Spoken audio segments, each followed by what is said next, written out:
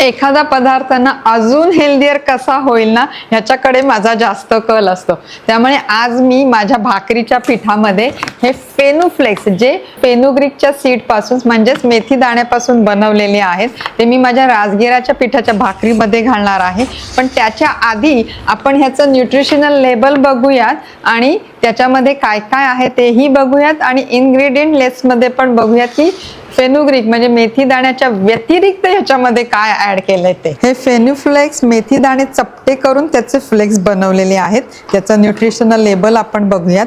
30 gram फेनुफ्लेक्स मध्ये आपल्याला dietary fibre म्हणजे दोन्ही आहेत, सोल्युबल आणि इनसोल्युबल दोन्ही मिळून 18.74 ग्राम आहेत आणि प्रोटीन आहे 9.55 ग्राम. आणि इन्ग्रेडियंट्स लिस्ट मध्ये महत्वाचं आहे, अरे वा, ह्याच्यात काहीच ॲडिटिव्ह नाही, दुसरे कुठलेच पदार्थ याच्यामध्ये ऍड केलेले नाही आहेत. आता हे फेनुफ्लेक्स मी माझ्या राजगिराच्या पिठाच्या भाकरीमध्ये ऍड करते आणि नेहमीप्रमाणे गरम पाणी घालून मळून त्याच्या भाकऱ्या बनवते.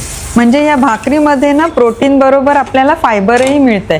फायबर जर का प्रोटीनमध्ये ऍड केलं ना तर ते प्रोटीन आपल्या शरीरामध्ये चांगल्या रीतीने ॲब्झॉर्ब होतं. खरं तर मेथी दाणे ना कडवट असतात, पण हे फेनुफ्लेक्स भाकरीमध्ये घातल्यावरती ना बिलकुल काही त्याचा कडवटपणा जाणवतच नाहीये.